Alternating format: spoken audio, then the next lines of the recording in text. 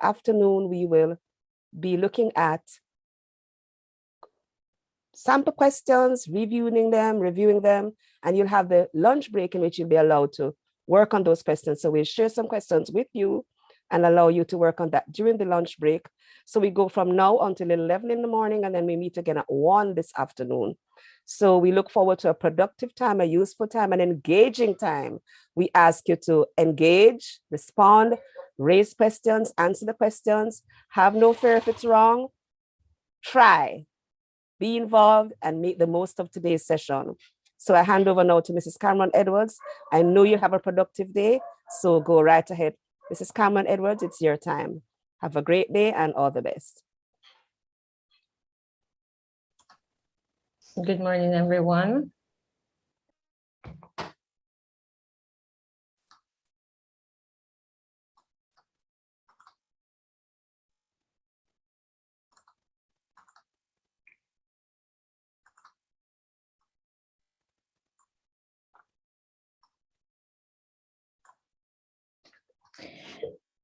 Thank you very much, Carol.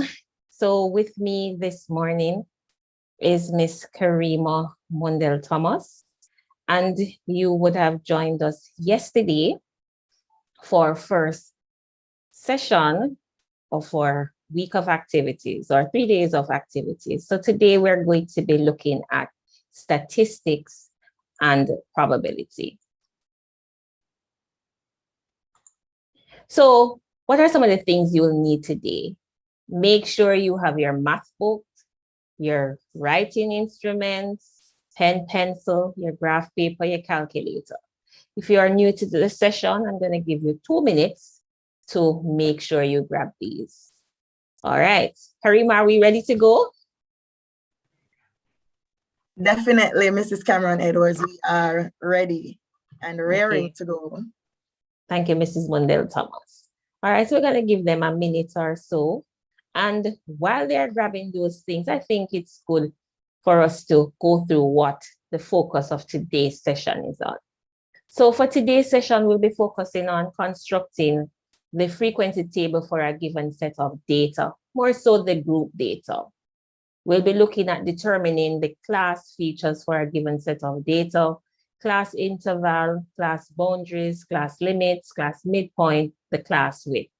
And finally, we're going to be looking at drawing and using the cumulative frequency curve. Sometimes you'll hear the word ORGIV or ORGIVE, same term. But while you're still grabbing a few things, we want to start you up with this activity. Karima? All right, so our starter activity for this morning is called an average discovery. Now we're given some information. The mean, median, and mode of 5 numbers are all the same. 4 of the numbers are 7, 7, 5, and 7. What must be the 5th number? Now we're going to pause and give you some time to think, and then we'll take your responses.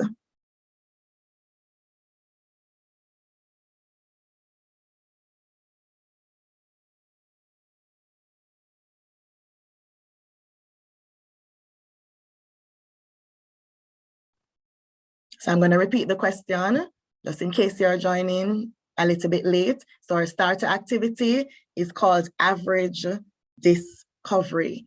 The mean, median, and mode of 5 numbers are all the same. 4 of the numbers are 7, 7, 5, and 7. What must the 5th number be?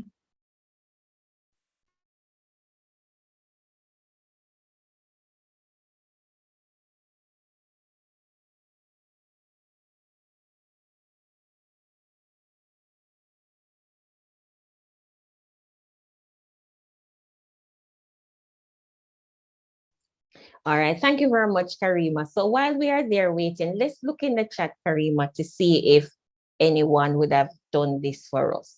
I was just about to say that I saw some answers coming in the chat. I saw 7 from 2 of our participants, and I also saw 6.5 from another participant. All right. Only those so far. All right, so think about it, students. Remember, we are saying that the mean, how do we calculate the mean? Karima, I wonder if we need to refresh their memory with that based on the responses. So remember now, students, when we're calculating the mean, we're looking at adding all the numbers and we're dividing it by the total. Now, in this case, we have 4 numbers, but a number is missing. So think about it. So you can even do trial and error. So Karima, let's look at how when we add this, what we would get. So we're looking at, I could do quick math and say 3 7s, 21. And when I add 5 to that, I'm getting 26. All right, so we know that we have 26 right here and we need another number. But the key to this problem is that the mean, the median, and the mode, they're all the same. So if the mean is the same as the median, all right, let's look at the mode. Karima, are we seeing the mode here? Which one is the most frequent value or number? Well, I'm looking at this, Mrs. Cameron Edwards, and if I have 4 numbers already and 3 of them are 7, so I'm seeing 7 appearing 3 times, and we're looking at a total of 5 numbers in all, then already I can clearly identify what the mode for these set of numbers is. Remember, the mode is the one that occurs most frequently. And so here we're seeing 7 standing out as the mode. Now we can use that to interpret the rest of the question, because we're told that all of these 3 measures are the same. So from that, Mrs. Edwards, I would see that the mean would also be 7 and the median would also be 7. So I do believe we can use this to assist us with answering the question. Well said, Mrs. Mundell Thomas. So we are already giving you some hints, all right? So Mrs. Mundell Thomas, look in the chat and let us see if we're seeing some more answers coming up. We didn't say the ones that were shared before, they're right or they're not correct. We're just trying to see how much we can pull from you based on this activity. Some other responses, nothing else? I saw. The only other response that's different from what came before were 2 participants who said 5 is the answer. All right, so let's try what they're saying. So let's do some math. Currently, we are at 26. And we know that the mean should be 7. We're already looking at 4 numbers. Now, what could be, and listen to my question carefully, what could the other number be? And that would make it the 5th number so that we get a mean of 7. So we already, when we sum 7 and 7 plus 5 and another number, and we divide it by 5, we should end up with 7. Think about it. And we're not going to stay long on this one. So we want to see, did anyone else, I saw somebody else typing in the chat. I saw a 3.7 coming in. All right, let's hear from them. Let's hear. Okay. I'm thinking, Mrs. Wendell Thomas, the student that shared 7. Could you take us through your thinking? Why did you select, why did you get share 7 as your answer? You can go ahead and unmute. We're going to allow 3 participants to share, and then we move on. You can raise your hand and then you'll get the opportunity to unmute and share. The person who shared 7, one that shared 5, we want to hear what's your thinking. And remember what Miss Harris said earlier, don't be shy. We're here to learn and just participate and be a part of the learning process. All right, so it seems as if we're not, yes? Seems as if we have only shy persons this morning. But right, go ahead. Maybe we could talk through and hopefully they will catch on to what we are saying, Mrs. Edwards. So you mentioned that the mean is 7 and you would have already done some addition before, and you got a total for what's already on screen. You had a total of 26, correct? So you had a total of 26. So what would be needed? Because if the mean we're saying is 7 and there are 5 numbers, what would be the total that we need for these set of numbers?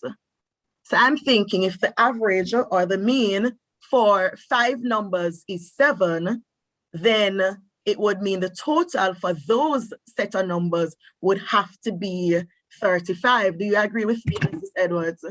Yes, Would I have agree to with be you. 35, right? Yes. Yes.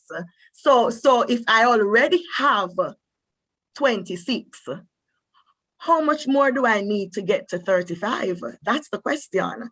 Don't know if anyone wants to answer that one in the chat. So I'm giving you a head start. I'm giving you a head start, and I see some values coming in. Wonderful. All right. So Yes. persons are catching on.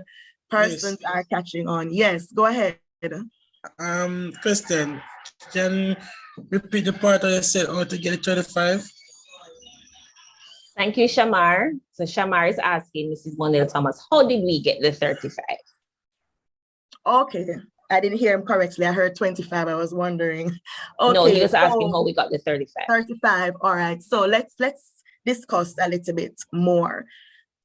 Do we agree that the mode was 7? Let's start from there. So we agree the mode is 7 based on the fact that we have 3 7s on screen.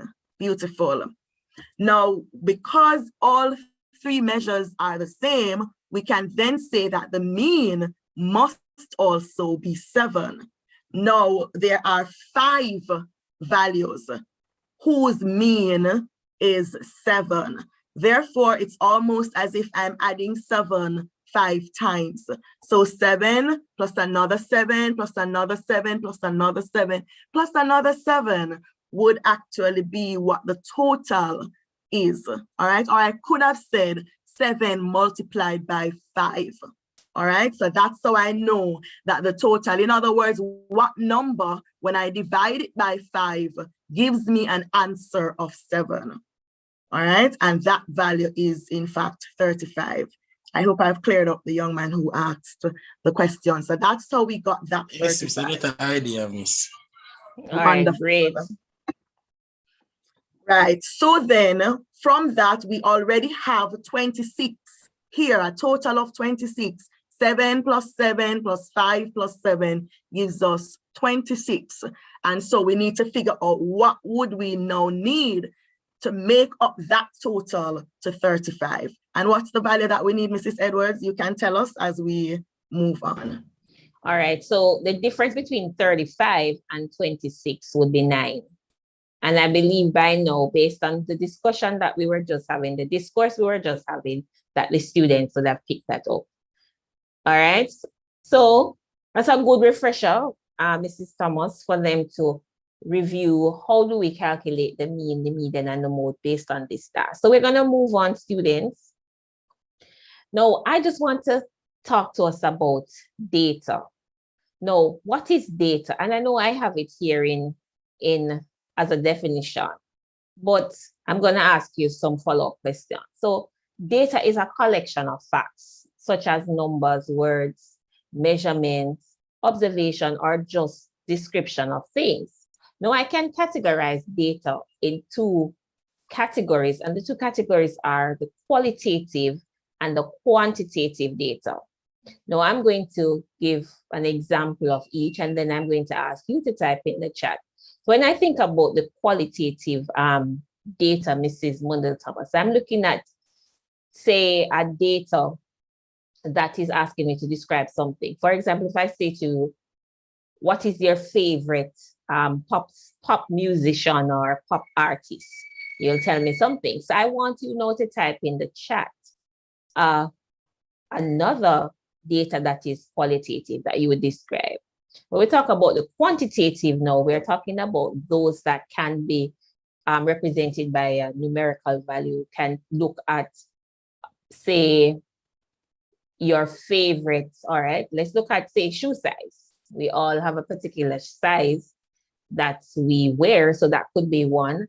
Or we could measure something. We could take your height or your weight. So those are things that we can measure. We can quantify those.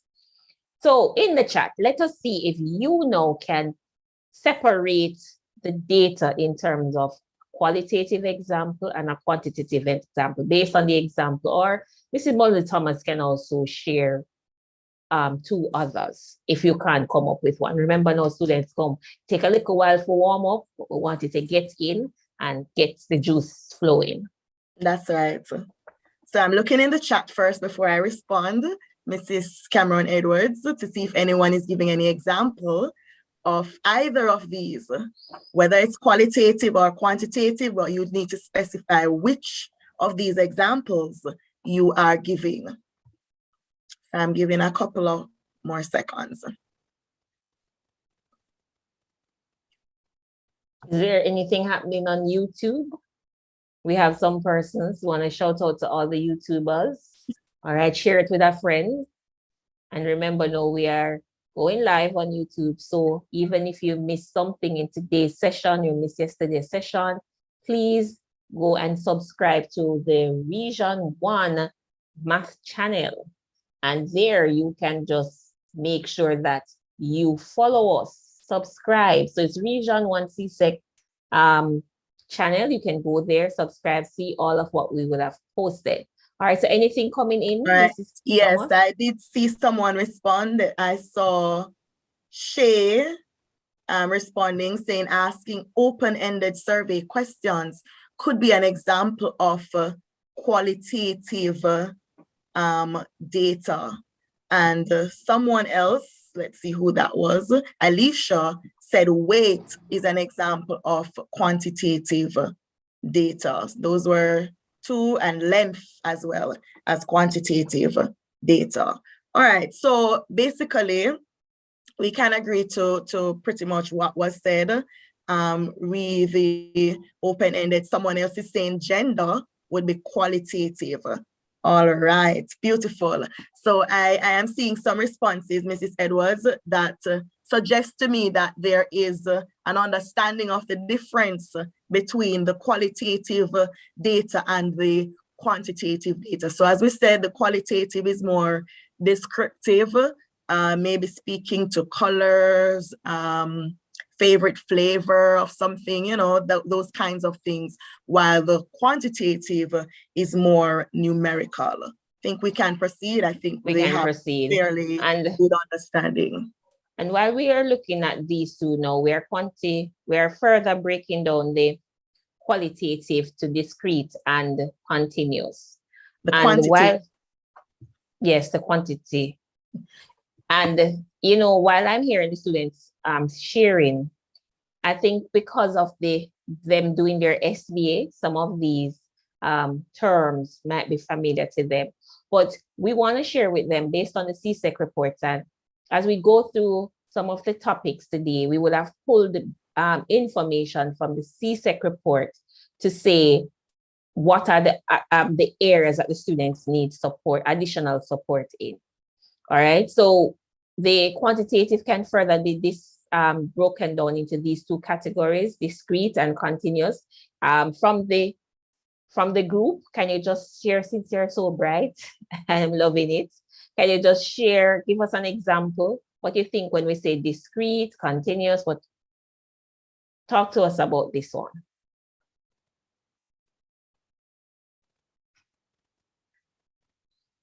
No example here. Karima, you were saying something earlier before I break your chain of thought or what you were saying. Right. So when we talk about discrete versus continuous, pretty much the continuous data would be something that can be measured. Yes. So examples, we would have highlighted some of them earlier when we were giving examples of quantitative data. So things like your weight, your height, you know, those are things that are continuous. But when we talk about discrete, we're talking about maybe items that can be counted. So for example, number of persons, number of vehicles, those are some examples of discrete. So we don't have those in between values, for example, a 2.1 or a 2.6, or those kinds of values are not included when we talk about the discrete data. All right, and I did see Mrs. some things coming in the chat. Don't want to leave out our participants because we did ask them to speak. Someone mentioned length, right, as being continuous. Number of students is discrete. All right, beautiful. All right, so let's just ask this one, and based on how they're responding, Mrs. Thomas, I think we will get this answer quickly. So what do you think is a frequency table? So what is a frequency table? Quickly tell us in the chat, and then further I'm going to ask you, how would you create the frequency table?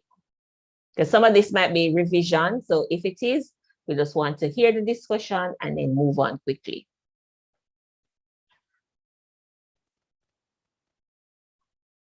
Before I even get to the frequency table, let me just say then, the frequency is a measure of how often something happens in a given set of data. So now that I have that out of the way, so when we are looking at how often something happens, it tells us the frequency of it, or how frequent it's happening. So my question to you, what then is the frequency table, and how would we create the frequency table? I would like someone to raise your hand and then unmute and share. Some of you are typing in the chat, yes, but we'd like to hear from you. Can unmute and share. All right, so while someone is unmuting, Alicia says— Please raise your hand first. Go ahead. Yeah. While someone raises his hand, Alicia says a table, it's a table which shows how much time the data appears. All right, and someone is asking us to go back to the previous slide. They want to take a screenshot. I don't know if that's possible quickly. All right, there we go. And again, because we're live on YouTube, if we're moving and you missed something and you came on late, I saw that I'm seeing where some persons are just joining us.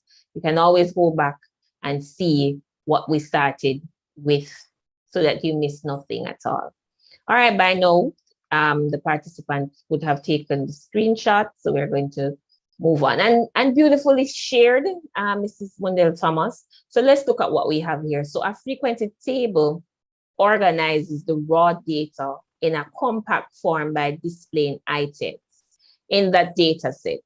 So it can be in ascending or descending order together with their frequencies. So right away, we are having a visual of how this table will look.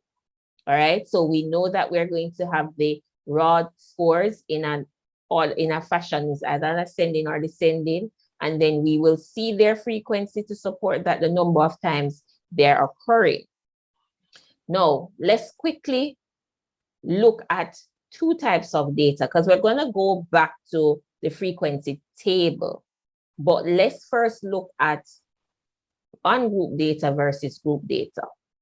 Can anybody tell us what's the difference? What does the ungroup data look like? If we're going to look at it in terms of a frequency table, what would the group data look like if we're looking at a frequency table? When you see it, okay, go ahead, Francis. Francis would have raised his or her hand. You can unmute and share, or if it's a question, go right ahead. Miss, good morning. Okay, Miss, good morning. Miss, for the group data, the observed values are represented in group or intervals. All right, so Miss Francis, Mrs. Mundell Thomas, a hero. Miss Francis Bright? Yes. She's using words that we didn't even reach yet, intervals, and she used the word. What was the word again? Could you repeat what you said? But I love it. Thank you. Anybody else that want to share?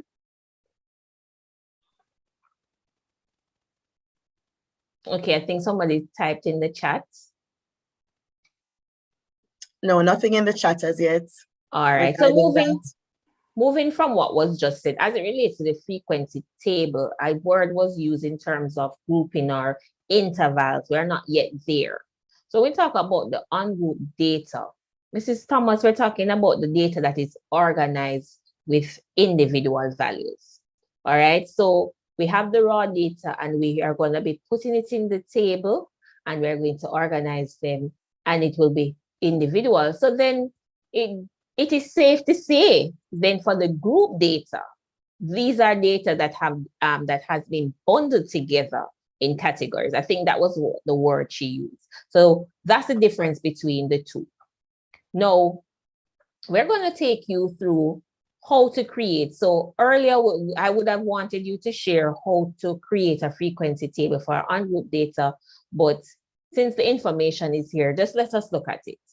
So do you agree then if I am to create a frequency table for the on-group data, Mrs. Mondale Thomas, that the first thing we need to do is to know that we have 3 columns. Why do we have 3 columns though? Could we have 2 columns? Just a question. All right, so question to the participants, is it necessary for us to have 3 columns when we're constructing our frequency table? What do you think? Let us know.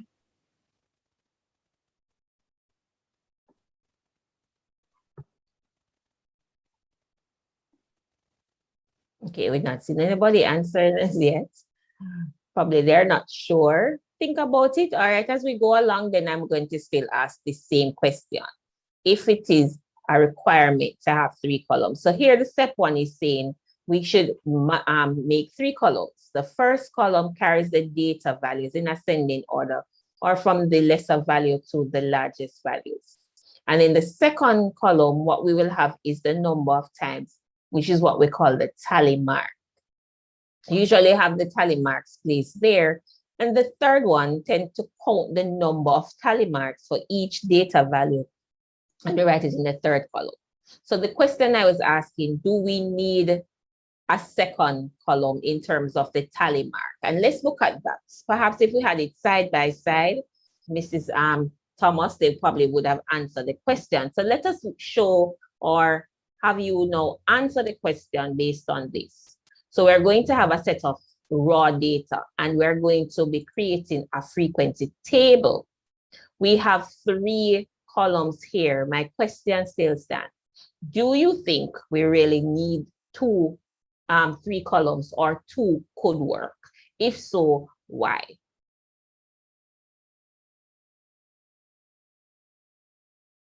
Do you Not understand? seeing anything in the chat, Mrs. Edwards, but if I was asked this question, my response would be that it is recommended, right, that we have 3 columns, especially because we're organizing raw data and it is so easy to make errors when we are working with the data that is not yet organized. As a matter of fact, we are organizing it. So I would recommend that we use that middle column labeled tally to ensure that errors, very simple errors, we don't make those kinds of mistakes, missing out a value, those kinds of things that forces us to go back through the entire data all over. All right. So that would be my response to it. Don't know if the students agree, but.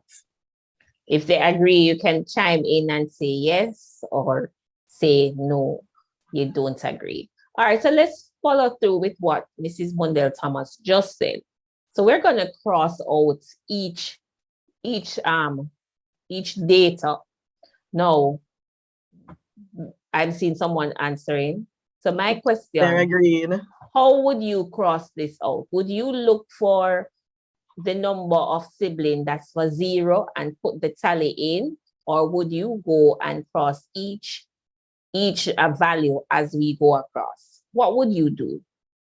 Think about it. So what we did, we went and we simply crossed out each value, and as Mrs. Mondale Thomas would have said, that way we will make sure that we would not have missed any or by some chance made some kind of error. So we crossed out 3. That was the first one we put the tally mark to. We crossed out 0, and you notice as it goes, we are doing our tally, we are doing our tally, we are doing our tally quickly. And we are trying to make sure that as we go and we cross out a value, we are actually putting in the tally and so forth until we have no more. Now, let's look at this. Can we now say what will be the corresponding values? So we have done our tally. What are the numbers are we expecting to see in the frequency? We're gonna before Go you get ahead. to that, Mrs. Edwards, I am noticing something interesting about the tally marks, right? I am noticing that they are bundled in groups of 5. Is there any reason for that? Is there any benefit for, you know, doing the tally in this particular way? Well, one benefit for me right away, and I can ask the students, let's look at the number of siblings for 2 and the number of siblings for 1. Right away, my eyes, because we will have bundled it in and we know the diagonal or the crossing across, I could readily identify that as 5. So instead of having all the tally mark going on and on and on, let's say we had like 15, when we bundle in 5 and we know what 5 represents, it gives us ease access in calculating a value. Our eyes are able to see that this is a group with 5 and readily I can do the computation. Okay, and it's easy to count by 5. And it's easy to count by 5. That's so true. Yes.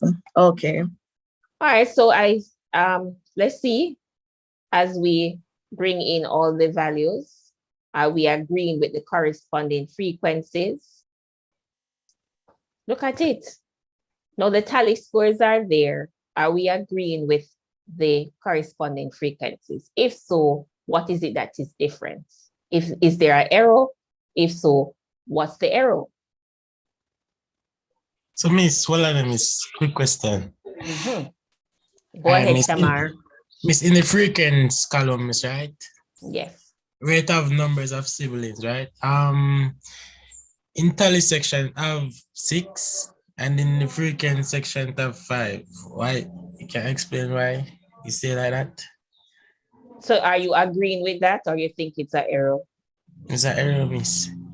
Is there anybody else agreeing with Shamar that there's an error in the frequency table? Well, messages came in the chat earlier as well. Shay says, no, she doesn't agree. There is an error there. So too is Gabrielle, Francis, Lex, Dexton, and Keolani. I hope I had that name correct. So they are all saying that there is an error there. Okay, so to be truthful, we'll deliberately place the error there. So I'm glad you caught on that. And Shamar, you were brave enough to say, no, based on my tally, this could not be 5. And that's one of the reasons too, as what Mrs. Monel Thomas would have said, that the tally allows us to not make mistakes. So if as we go, we're crossing out and we see, and sometimes you will get a question in the exam and you're asked to create a frequency table. It is good that you have the tally to support, and then you can make sure. And then when you do your total, you say, okay, this is the total, and it is in line with what we had. So very good student for identifying that. So the correct thing is there, it's 6. All right, so we can move on. So now we're going to look at how do we create a frequency table for a grouped data. Think about it. We know, let me go back, by the way. What kind of frequency table did we create here? I hope that's the question I want. Karima, is that the question I want? I'm thinking. Well, based on Shay's response, I think she understood the question. Not sure about her response, but based on her answer, she would have interpreted the question. So what type of frequency table did we create just now? Think about it. We discussed 2. And it's still on the screen, so they can look back at it and see. Are you sure, Shay? How do you know? How do you know whether it is grouped or ungrouped? What are you looking for? What do you see? Which column do you look in? Thank you, Mrs. Hazel. Ms. McNeil Darby, thank you very much. All right, so Shaniel, I'm not sure if you would like to unmute and tell us why are you saying ungrouped? Would you like to respond to Mrs. Darby's question? How do you know? Where do you look? A very important question there. I want someone to unmute and tell us where. So I can look for different values. Where on the table would we look? Which of the columns would we check to see if we have? Frequency. Pardon? Over frequency. That's where you would look to see if it's grouped or ungrouped. Interesting. Let me hear from Mikiba. Hope I have that name correct. Oh, she lowered her hand. Okay. All right, Shania, go ahead. I chose ungrouped because they put the raw data, that was the tally marks. You counted the raw data and put it in the table. All right, thank you, Ms. Williams. All right, so she is saying that based on how the number of siblings, so she's looking at the data and the fact that when we looked at the information here, we have 0, we have 1, 2, 3, 4, and based on how we had described the ungrouped data earlier about organizing it with individual values, she would have classified this frequency table as representing an ungrouped data. All right, so nicely said. Just to be clear, Mrs. Cameron Edwards, so I'm looking in the first column, the one that speaks to number of siblings in this case. Remember, it could be scores, it could be lengths, it could be anything else. But for this case, we're looking at number of siblings, and I'm looking at those values there, and I'm seeing individual, I'm seeing single numbers. So I'm seeing 0, I'm seeing 1, I'm seeing 2, I'm seeing 3, I'm seeing 4, and there's nowhere there that I'm seeing anything being bundled together. Is that what you're saying? Ms. Williams? Yes, miss. All right, beautiful. Okay. Just want to ensure we all get it clearly. So now as we move on then, so if this data is an ungrouped data, I'm now asking us, how do we create a frequency table for a group data? Before we share, what are your thoughts?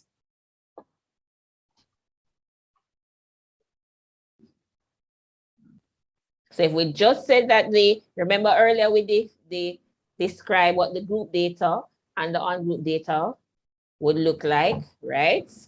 Remember we spoke about in categories, in groups. So what would that look like? And based on time, let's go through these steps. So one, here are some features that we're going to look at when we're talking about creating a frequency table for, sorry, a group data. So we're going to be looking at one, what's the range? We're going to look at that spread.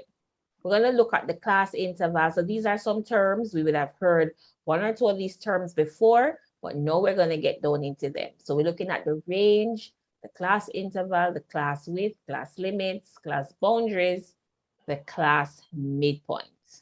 Before we move on to these, can anybody or would like to share quickly? What's your thoughts? What do you think when we say the range? What are we making reference to? When we talk about the class interval, the class width, what are we talking about here? Don't be shy. Don't be shy.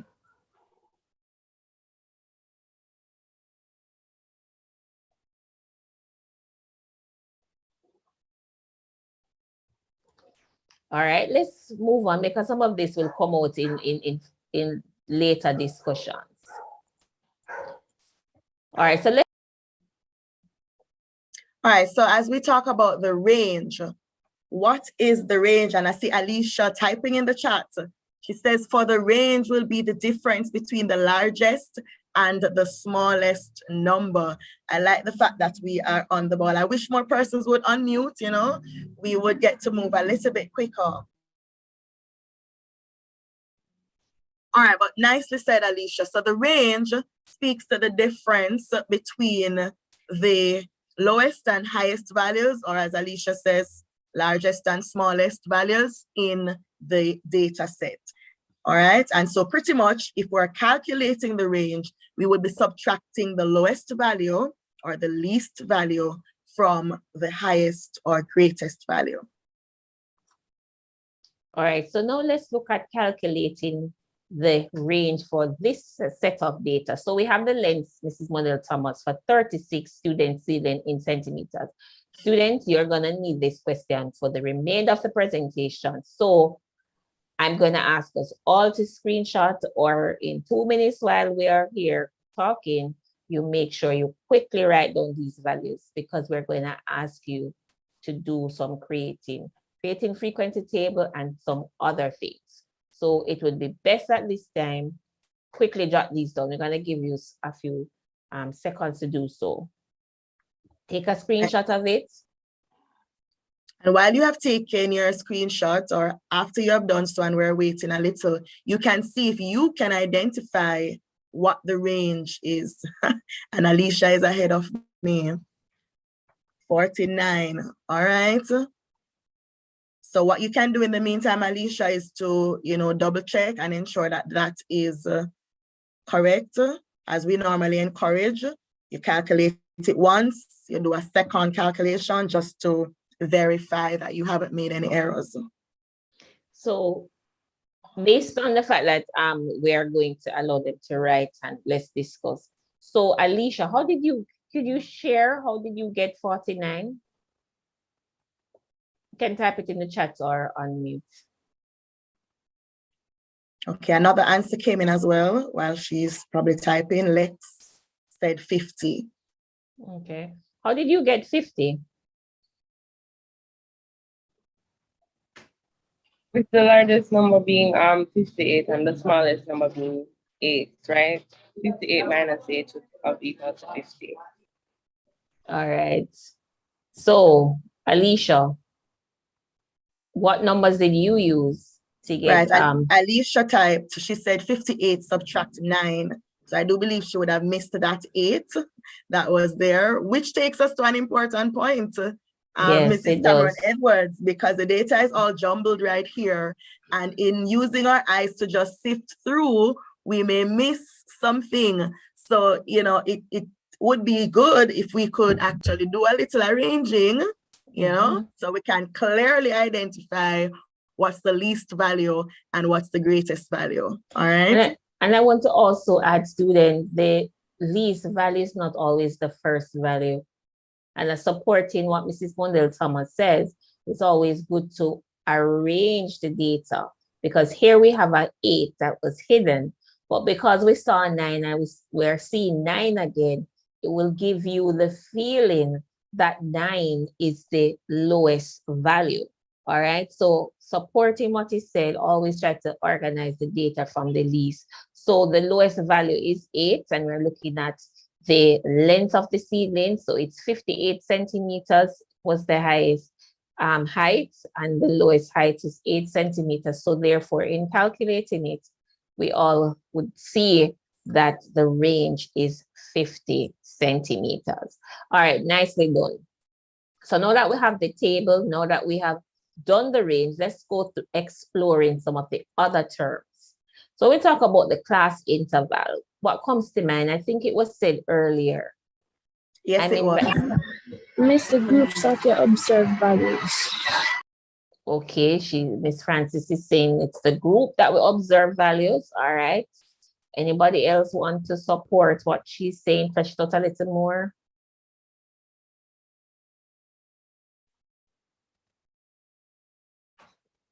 All right, we can't have the lapse time. We can't let the time stay there. So, Mrs. Mundell Thomas, so we talk about that. Piggybacking from what was just shared. So the class intervals are the subset in which the data is grouped. We didn't hear the word subsets, but we did hear, I don't want to use back class, but the term that the young lady used was, I think, groups. How it is that the data is now further broken into smaller groups. All right, so let's look at two things. I want to ask a question, though, as you are trying to flesh out the real meaning of these terms. When we talk about the class intervals, they should not overlap. why shouldn't they overlap? Thinking about the same seedling length, if we're going to, and that's where we're going, we're creating some class intervals. Why shouldn't the class intervals overlap?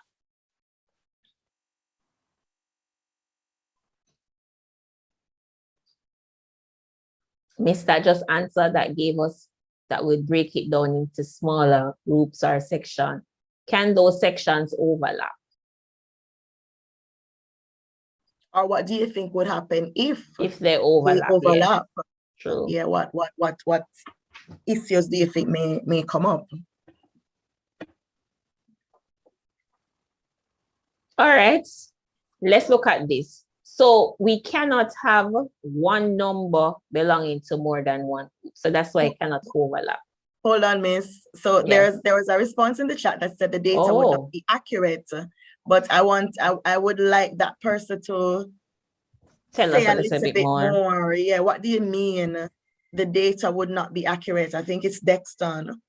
The data would not be accurate. Can you share a little bit more on what you mean? Shay says it's going to throw the table off.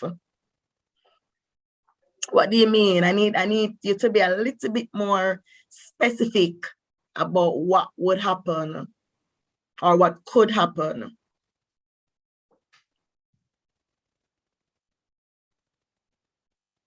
Perhaps when we are actually going through the same seedling question, then we can ask this question again and see if it actually helps with the response. I agree. May I ask a question? Go ahead, Ms. Harris. What if the thing is happening in more than one class? How would it affect how would it affect the frequency? If I put it in more than one class, would it affect the frequency that it's occurring? Just asking. All right, so cite an example. So, okay, let's say we're looking at the seedling height and we're looking at the height, say 9 centimeters. Would the 9 be in the interval, say 1 interval, and then it comes back again into another interval? Would that be correct? Is that what you're asking? If it would impact the frequency? 1, yes, because we'll be double counted if I'm thinking about having a value. So I want to be clear if that's the question you're asking and if I'm answering your question, if I'm interpreting your question correctly. That's what I'm asking, Miss, because I'm thinking that if I have it in more than one class, I'm going to count it more than once. And, you know, as somebody was saying, that wouldn't be accurate. So this is what we want to hear from you. I'm just asking you, think about what you're saying and then how it would affect you. I'm just talking with you. So Dexter and Shay, keep talking as you were yesterday and ask the questions.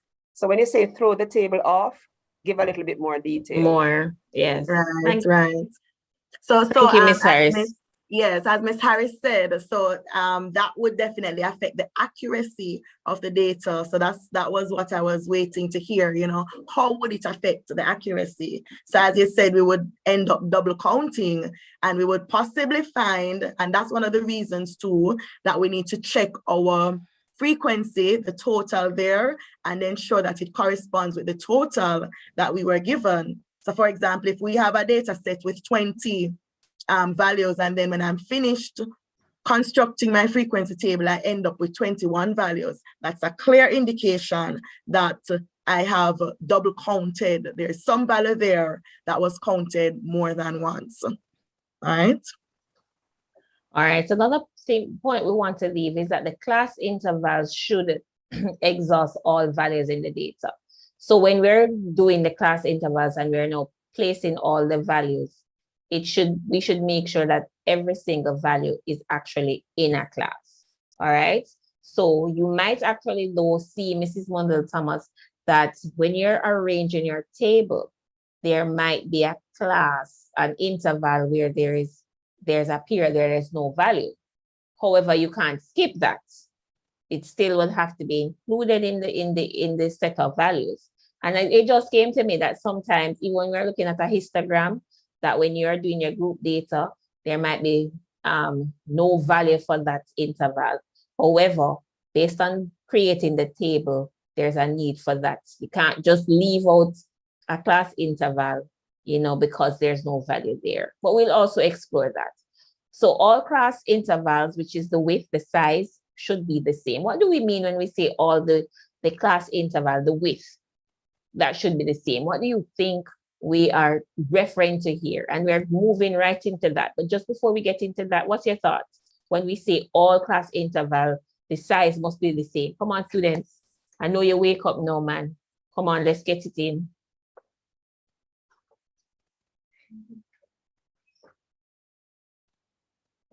All right. Don't hear Shay, Lex, Francis calling out a few names. Nothing in the chat. Nothing in the chat as yet. All right, let's chime in then. Okay, go ahead. I said Dixon. Dixon, go ahead and raise your hand. You unmute, you have raised your hand.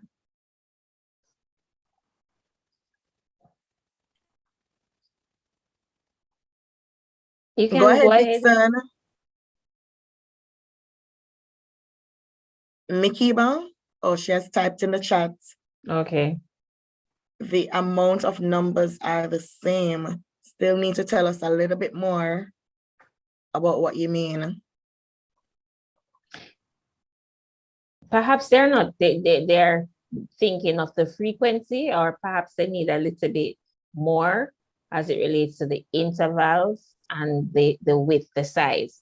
So while you ponder that question, we're going to move on, and we're still going to ask you, why should the width be the same? So think about that question. We're waiting on some more responses, but we're going to move to the next one. Did somebody share? Alicia said that it should be the same boundary value. I'm smiling because of the use of the word boundary, and I know that that will be coming up later on. So that's why I'm smiling, but that's what she said. All right, so we're still going to allow the others to think about this question, and then we will ask it again. Now, when we talk about the class width tells the size of the class in the interval. And we are using two ways. And remember, we're asking you, why should the class width be the same? So the class width is the difference between consecutive lower or upper class limits, or as was just said, the difference between consecutive upper or lower class boundaries. We still have not heard why this should be the same, or what will happen if it is not the same. We're going to move on and then see. So the class limit may be defined as the minimum value and the maximum value the class interval may contain. What do we mean by that? What do we mean when we say the minimum value is known as the lower class limit and the maximum value is known as the upper class limit? Now let's go back to the same ceiling question. And we're going to now determine the class interval, still asking the question, why should the interval, the width be the same? Will it impact the interval in any way or form? What do you think? Let's ponder on those. So we still have the same ceiling question as was mentioned before. Now I'm asking you, when determining the class intervals, think about the following. How many values do I need to represent? So based on this, Mrs. Mundell Thomas, let's see how we can get them to talk to us some more. They get a little bit too quiet, man. Let's wait them up back. I agree. So how many values do we have here? Let's look back. Remember, we did say we're going to be using this information for quite a few slides to come. How many values? Did anyone check? Is there anything in the question that indicates to us how many values are there to be represented?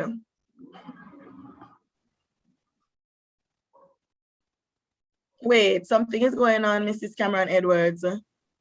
I'm not understanding why persons are so quiet at 9:58. That's what I said too. So students, when we look at all the values, all the seedling lengths here in centimeters, how many values we have here? How many lengths we have here? I'm seeing in the question, it literally says 36. Exactly. So, and I could only check by going I was doing my rows and my columns. So right away, I'm seeing 4 rows. And then I'm using my eyes now to just check how many columns I have, and I'm counting one. And I see 9. So if I multiply 9 by 4, I'm going to still get 36. So simply, students, we're just asking you how many values you need to represent, because in order for, go ahead. Alicia and Dexton are agreeing in the chat with the 36. Suddenly. No, I want you to say it before me. I want to hear you say 36. All right, so then I'm going to now ask the question. So 36 is correct. So here's my next question. What is the spread, the range? What is the range of values I need to represent? So what's the range? We calculated the range before. So I am asking you, so what's the range? So these are the things you're going to keep in mind when we're thinking about creating the class intervals. All right, and they have typed in the chat 50, Shay and Alicia. All right, and so can do some. All right, great. So 50 is correct. So here, remember now, we're still trying to determine the class interval. We are here, and I'm moving on. And, yes. So, Mr. Bailey. Okay. Yes, Miss. Can you give me an idea how we get the 50, Miss? Please. Okay, not a problem. How did we calculate the range? Because some of you might be dropping on and off, and that's fine. You might miss a thing or two. How did we come up with the 50? Anybody want to share in the chat? All right, Shay has responded. She said it's the highest value, subtract the lowest value. And what were what are the values again? So we found 58. So Sir Bailey, in answering you based on the data that we have here, and if we were to organize it, we'd see it a little bit better. If I was to use my pointer, just below in the last row, the second value is 58. So that's the highest, and I did my eye check. And the thing about eye check, sometimes you can miss a number. So as was mentioned before, we recommend you organize the data in the least to the greatest. It will help you.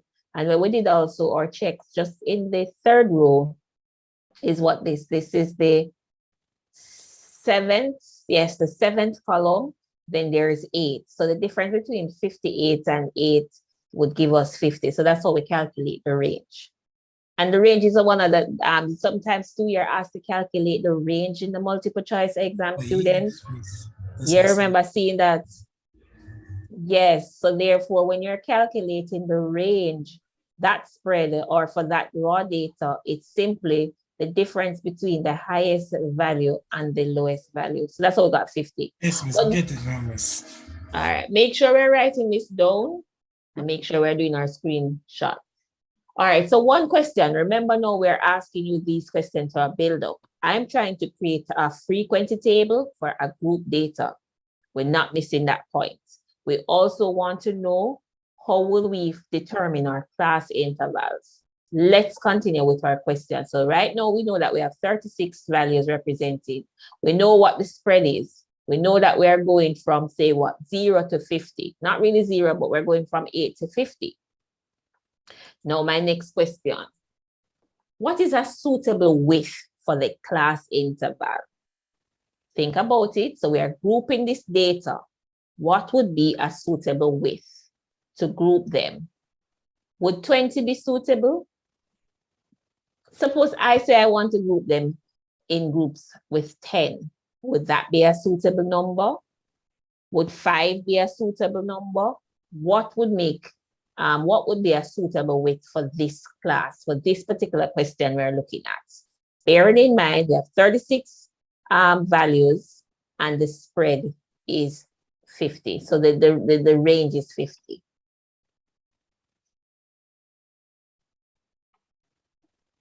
Anything? Nothing as yet? Someone typed 14 with a question sign. Okay. Tell us why you thought about 14. We have 36 values and the spread is 50. Why would you, what's the rationale for 14? I said 14 because I subtracted 36 from 50. Oh, so you want us to create groups of 14. 14 is just one of those numbers that is not so nicely rounded, but that's fine. So your first group then would be, say, from what? 1 to 14. And then, so how many groups would you get if I was to use 14? And we're looking at 36 values. So if we're using 14 as my small group, how many groups with 14 we would need?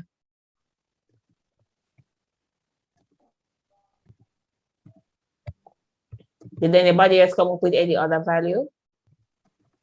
Any other suitable width? Someone said 9 in the chat as well. Okay, so you're saying you want to have suitable interval of 9. You know, Mrs. Mundell, I'm wondering though why subtract the 36 from 50. I'm not sure I understood the rationale for that.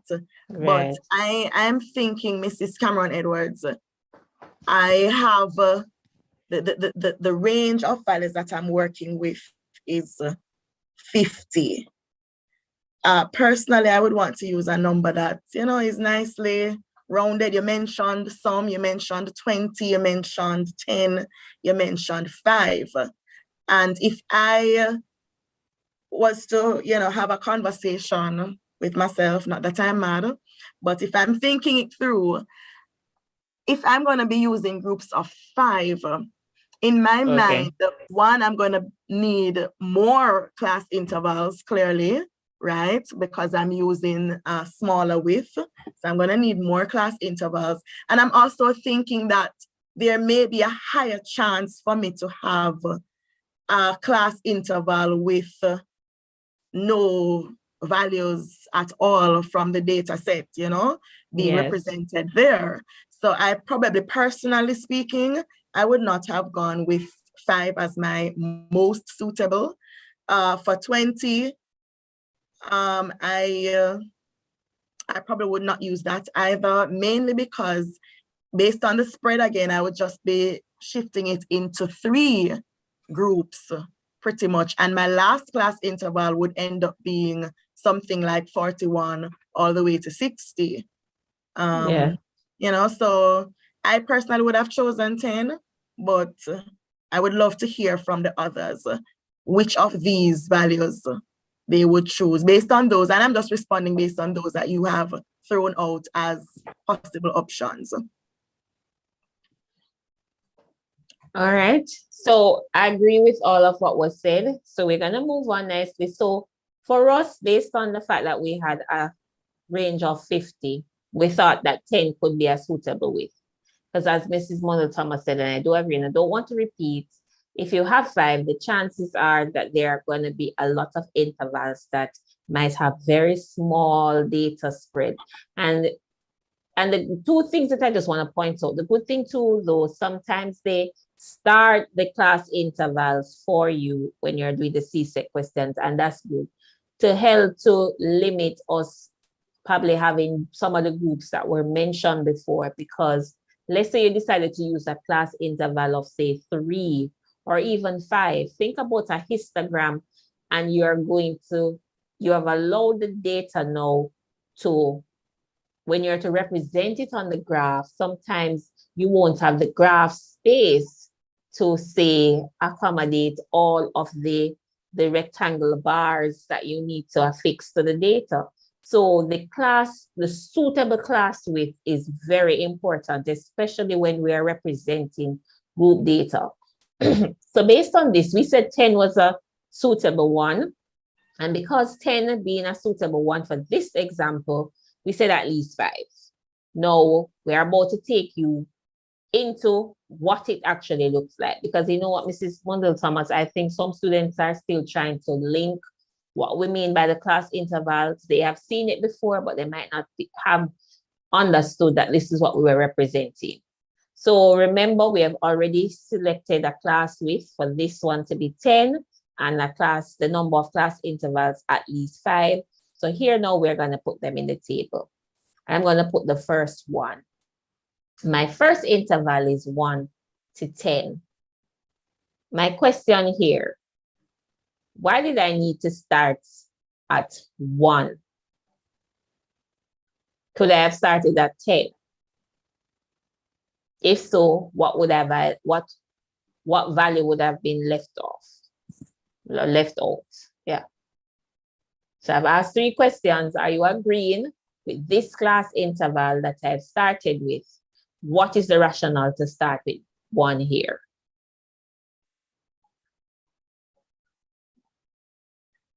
Nobody agree I shouldn't start with 1, but I should start with?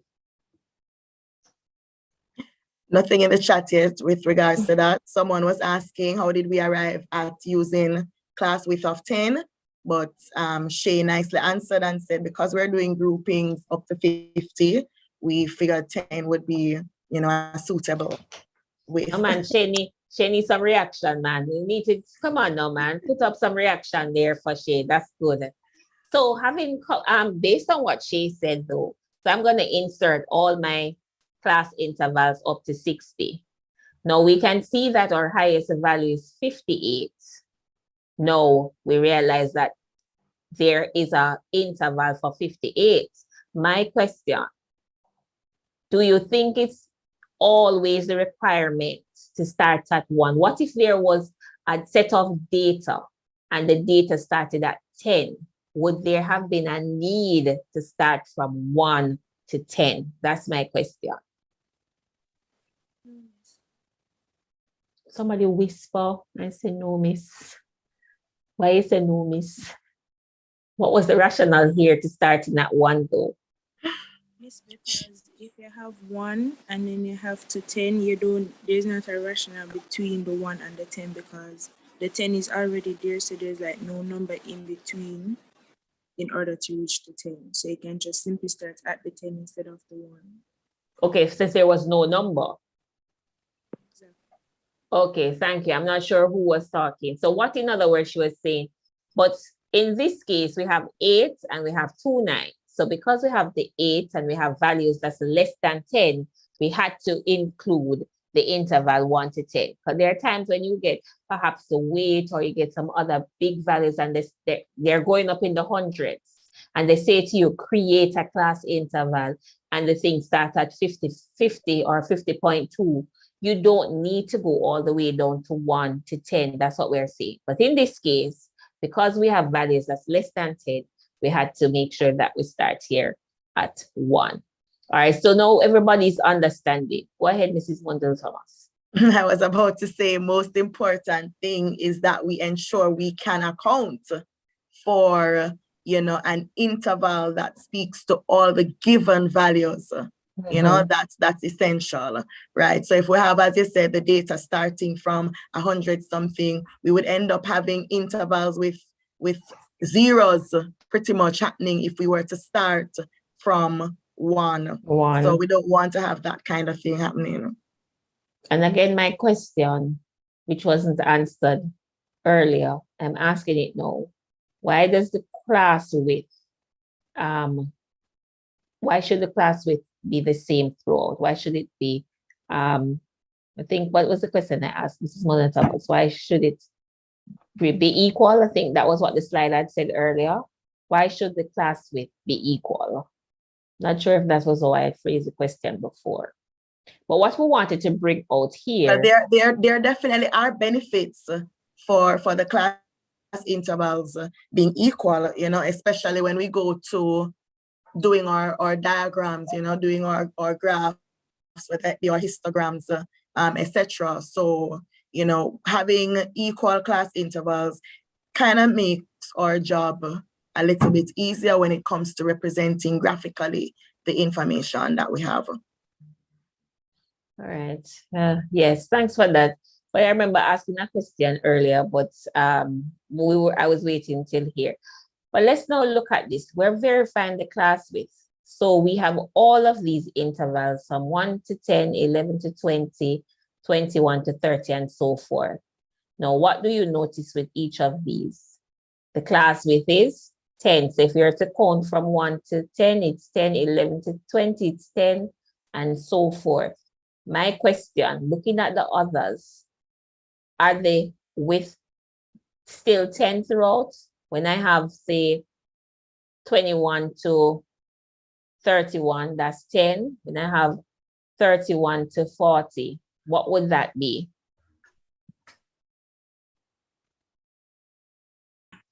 Nice. Okay, so some kind of overlapping is happening. What is the error and how would we fix this? Or what should be the correct thing? 31 to 41. 41 is? So below the 31, we should not have 40. Because remember, we did ask the question about overlapping intervals and all of those things. So we literally want, and let me just go back. You notice that somebody pointed out that the interval now would no longer be 10, right? We are seeing something different. So one would be 9 and one would be 11. However, we nice to change it back so you realize that throughout the class width must be the same. I would ask Let's say another something question. here. Yes. One minute, Mrs. Cameron Edwards. If you even go back to the 40, based on what Miss Harris had said earlier, if I had was it seedlings we're looking at, right? If I have one that has a length of 40, I am in a predicament. I can't decide where am I going to put it. Would I be putting it in the class interval 31 to 40, or would I be putting it in the class interval 40 to 50? So we can see clearly what was said earlier, the challenge that we would have in identifying and possibly ending up putting it in both, you know, and making the data so much more inaccurate. Right. And I think sometimes when we're having our discussion, this is sometimes in advertisement and stuff, people might change intervals for their own benefit. So the information will be skewed or incorrectly represented. So those are some of the things. All right, so moving on nicely. So the class width is still 10. We want to leave some pointers with you as we go through. So earlier we spoke about intervals. Now we're using some new terms. So we're identifying the class limits. Now there are two limits. You have upper and lower limits. And if we were asked you to complete the table, you could readily say to us that. So the lower limit here in the interval is the first value, and the upper limit is the second value. So 1 is the lower and the 10 is the upper. So that's how we would identify the lower and the upper limits. Now we're going to use these words coming as we move into even calculating and creating the graphs. Please make sure you come back after lunch for the tutorial, which you will see us doing the past paper questions, answering questions. So you're not seeing a lot of questions now because we're basically teaching or helping you, supporting you in understanding the terms. And then later, after you have had lunch and we have left a few questions, so please don't leave. We'll be sharing a link with you during the lunchtime. We'll spend some time working some problems and we'll have that. So when we're talking about though, let's get back to this, identifying the class limits. We have lower and upper limits, and you can just pull that from the class intervals, just as how we did it. Nicely. So this is now your turn. We are now asking you to complete this frequency table. So we already did the nice intervals for you. We already took the data with the seedlings. Now, based on my or video and something else at the top, you perhaps will be seeing a box. So I'm moving that out the way. If I close my camera, you should be able to see the information better there. All right, so the length of 36 seedling in centimeters is given here. You have how much minutes was, how much time was given? You don't have much time. Come on now. We want you to quickly complete this tally and the frequency table. And remember, we know what our total is. So you don't have long. If you can't complete it now, take a screenshot of it based on time, and then you will catch up back with us. So it's your turn. So we gave you the class intervals. Now we're asking you to create the frequency table. Think we give them sufficient time, Mrs. Mundell Thomas? Yes, I think we can give them maybe 2 minutes or less. Or less. Not more.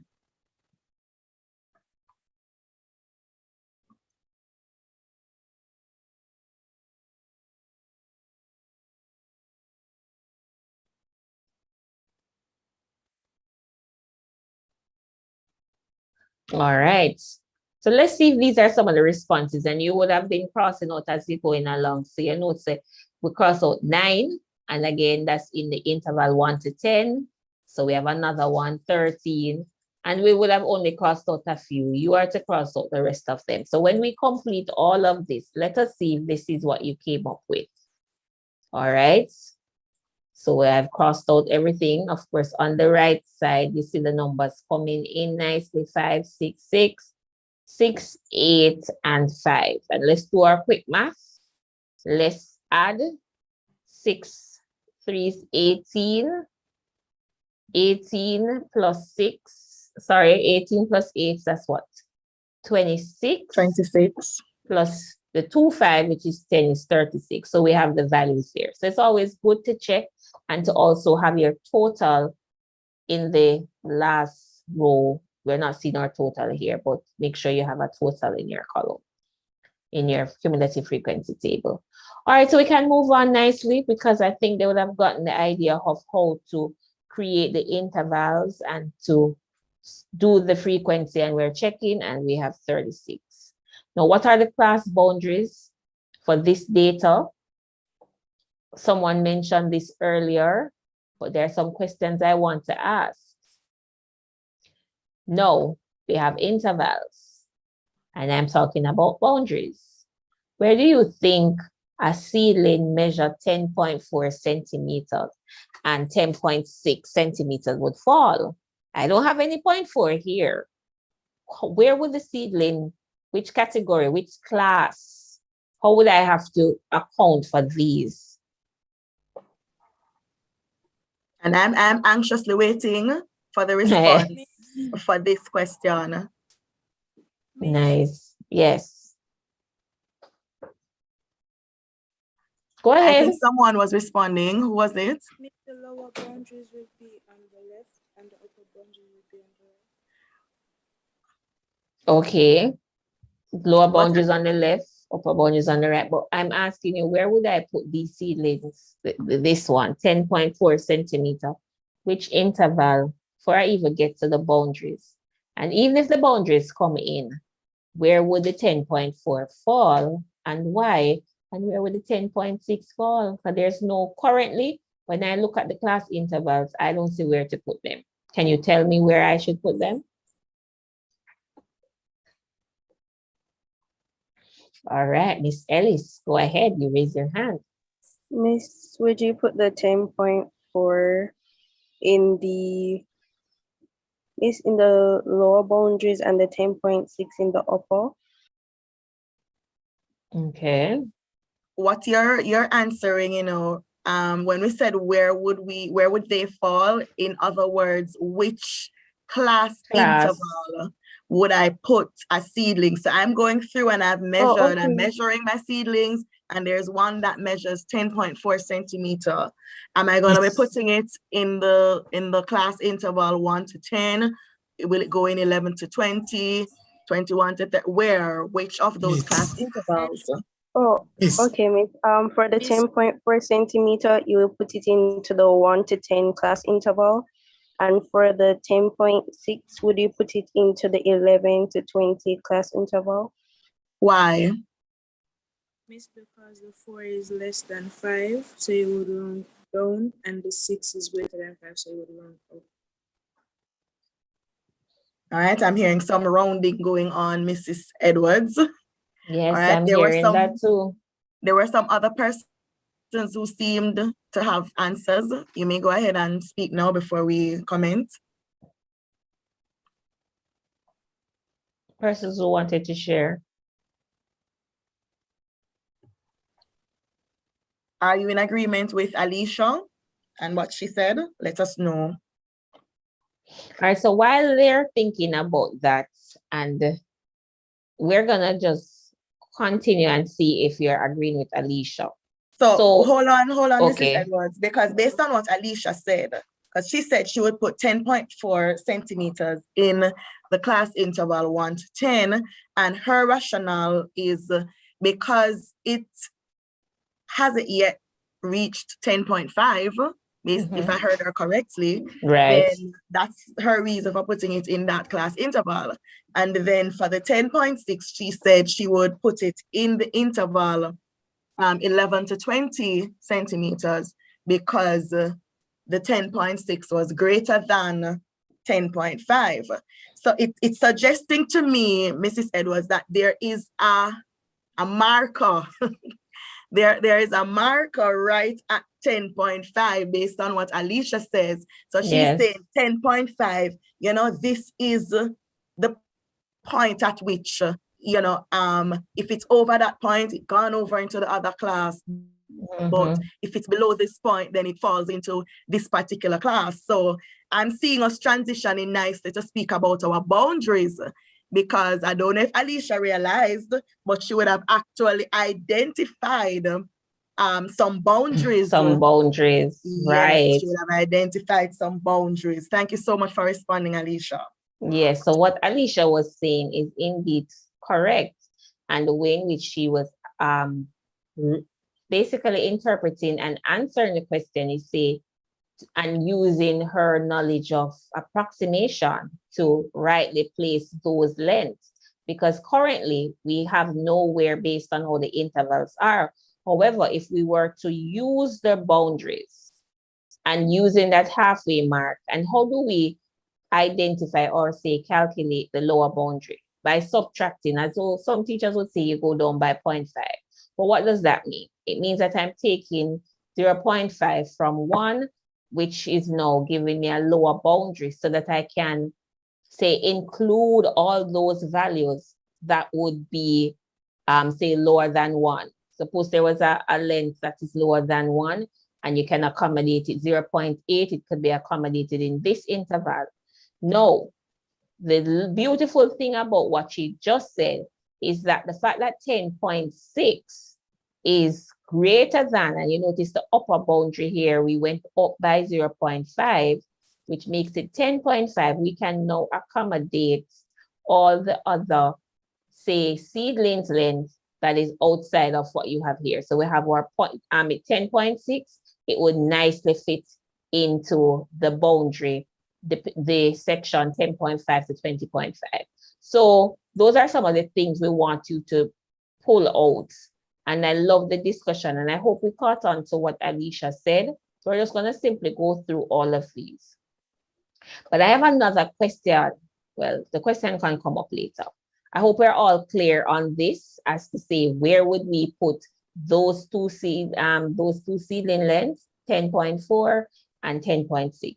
So the 10.4, based on our lower and our upper boundaries, could be now accommodated in the interval 1 to 10, because we're now looking at the boundary as 0.5 and 10.5. So 10.4 would fall in that boundary. And we could now place 10.6 in the interval or the boundary 10.5 to 20.5. All right. Now, your chance, and we don't have long on this. Now, based on what we just did, could you now complete this table in 2 minutes? Screenshot, write it down quickly. So you get this as a question in the exam, right? And a lot of times you notice how instead of now having the class height of students, we have A, the interval A, take B. No, this is a generalized statement. What could you write in that? And students? Yes. So one thing I want us, Mrs. Monroe Thomas, to allow the students to see is how they can transfer information. Here we have some unknown. Can I make a generalized statement based on the pattern? What do you notice? How did they get that 30.5 in the lower boundary? What would the upper boundary be here? Can somebody share in the chat quickly?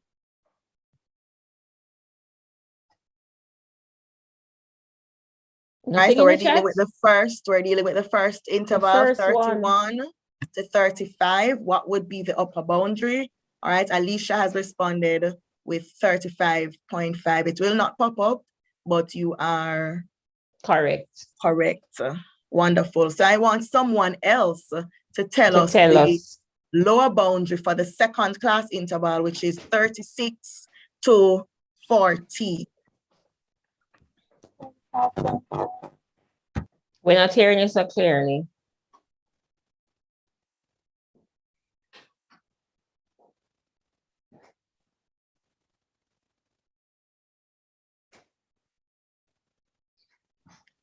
Can anyone else identify the lower boundary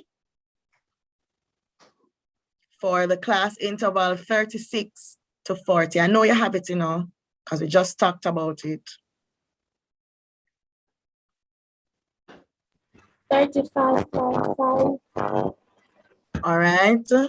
I heard someone, microphone She is said, a bit. yes, someone said 35.5.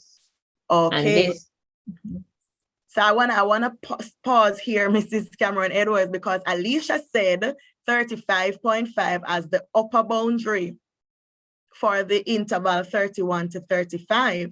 And I'm hearing the same value coming through as the lower boundary for the next class interval. And I want to see if that is some form of pattern that is happening here. So I want someone else to tell me what is the upper boundary for the interval 36 to 40. Alicia is answering me already in the chat. What is the upper boundary for 36 to 40? Miss, would it be 40.5? All right, I hear 40.5 coming out, a little low, but I was able to hear 40.5, and Francis also typed it in the chat. Beautiful, and I'm seeing, once again, that upper boundary is the same that I have as the lower boundary for the next class.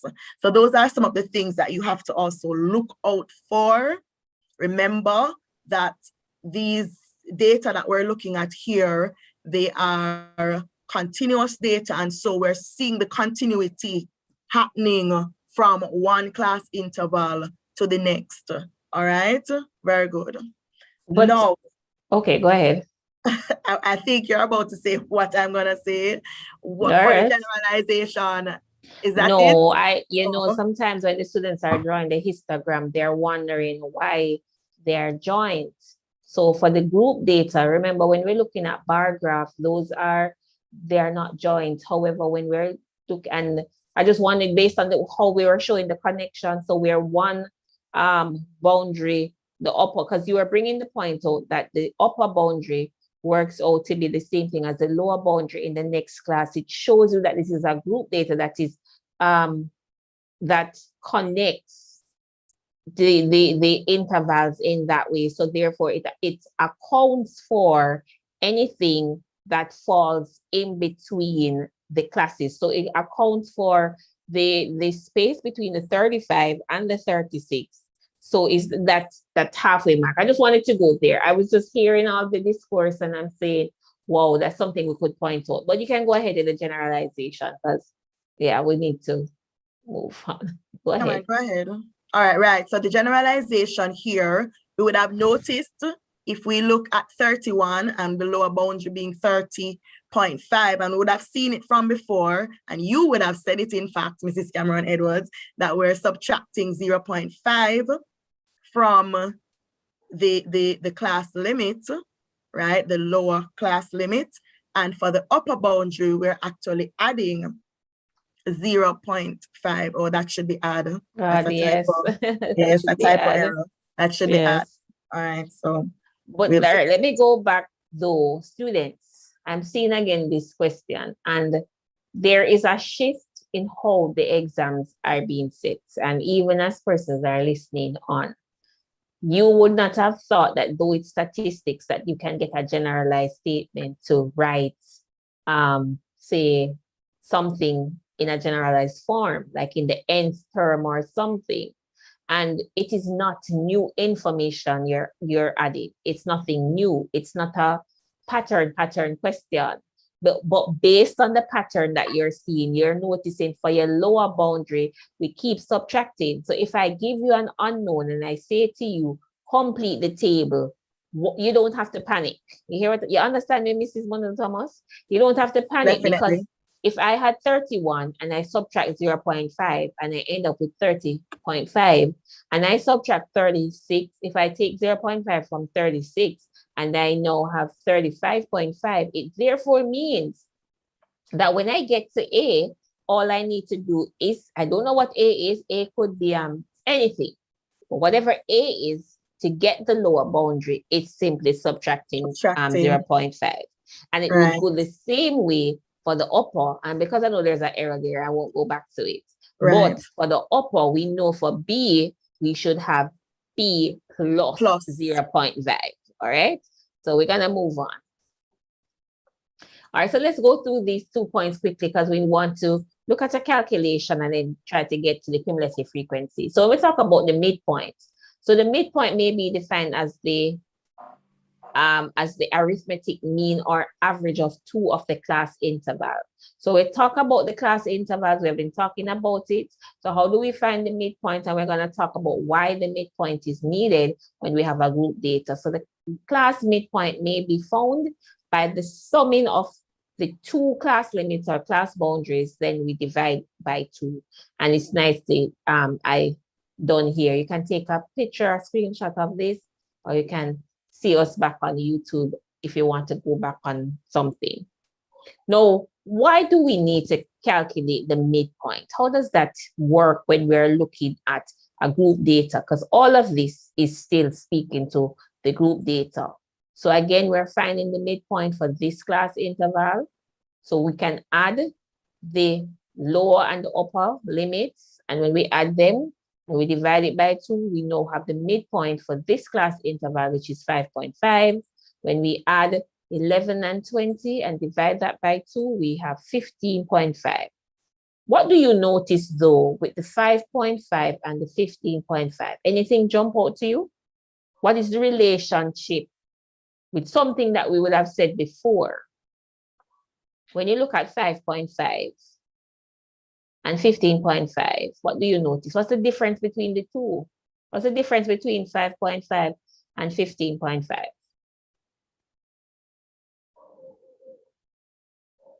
When I subtract 5.5 from 15.5, what will I end up with? Nobody? Come on, you can do this, guys. Come on, man. Yes, so get the break. 10. Thank you. And what did we say 10 was? We spoke about 10 earlier. Remember the class width? So guess what, students? Sometimes you're in the exam and you have this table and you're going to calculate the arithmetic mean. But guess what? You're sitting down there and you're finding the midpoint. And as you go through class interval, you're finding it. But guess what? We have just recognized, based on the individual that just shared, that it is still the class width of 10. So, nicely saying, we are now going to look at the same seedlings and we're going to calculate the mean. So how could we find the mean length in centimeters for the seedling using this frequency table? We already have this frequency table out, but guess what? I did ask the question though, Mrs. Mundell Thomas, why did we need to calculate the midpoint? Some of the students may need to understand why. Can you first, before we get to you, can we hear, why do you think the midpoint is needed? What's the rationale?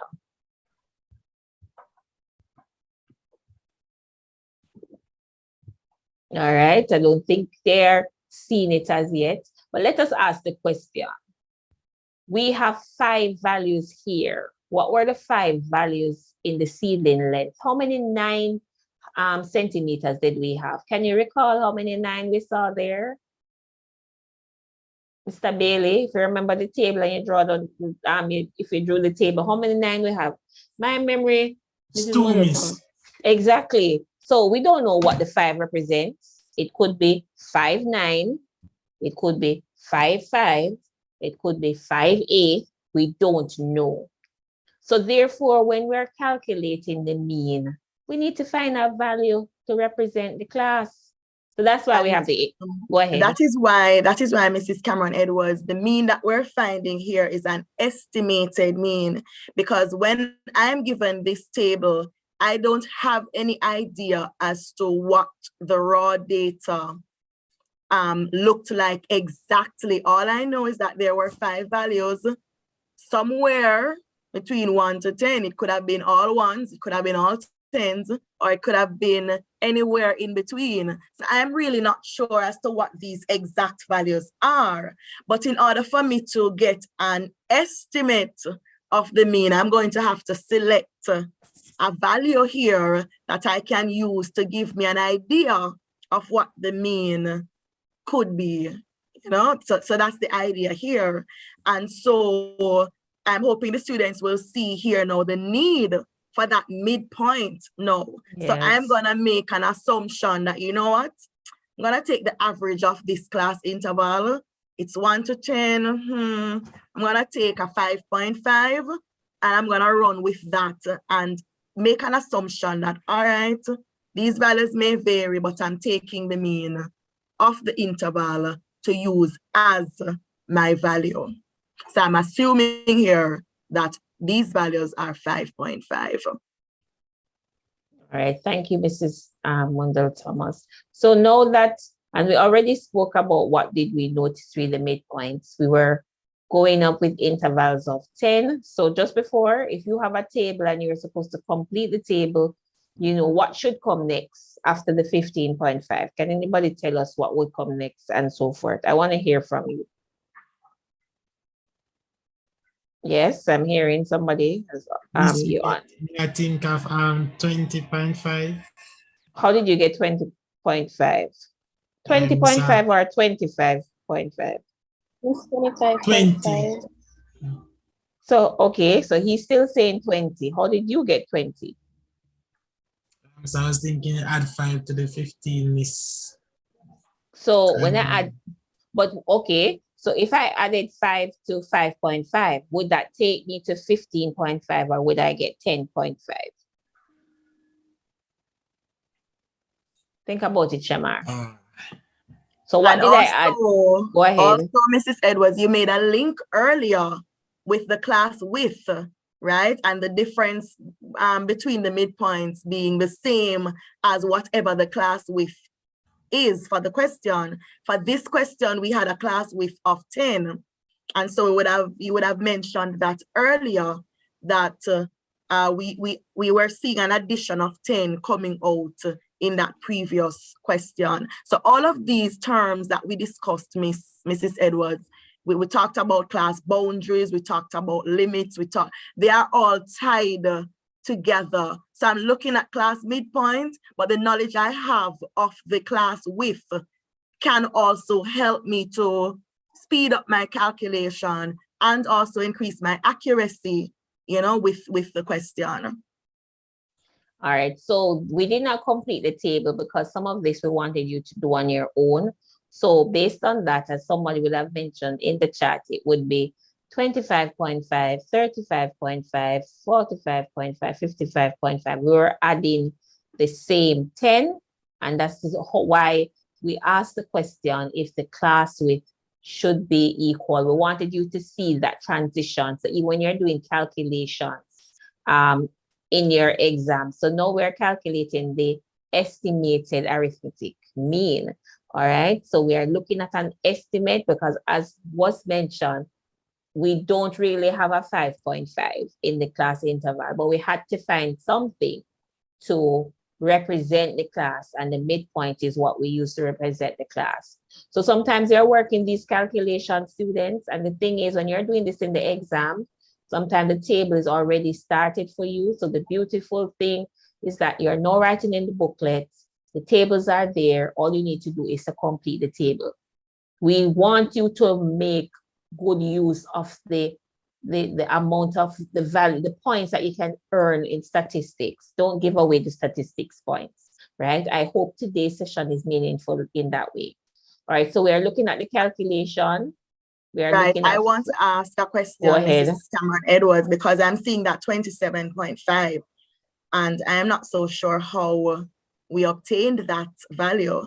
So could anyone share with us, anybody in the chat or unmute, and tell us how is it that that 27.5 got there, 1? And my second question, what does it represent? All right, Alicia is quick out of the blocks. Go ahead, Alicia. How we got the 27.5 is that we multiply the frequency by the class midpoint in order to get the value of the 27.5. All right, and I see Dexter saying the same thing in the chat, but what does that 27.5, what is it telling me? What does it mean? Anybody knows?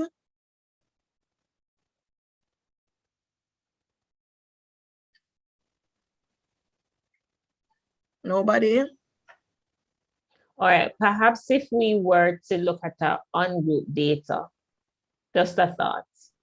If I had an ungrouped data and the value, I had 5, and the frequency says I have 5, 5, or 5, 5. And then if I multiply that and I now have 25, what does that 25 mean?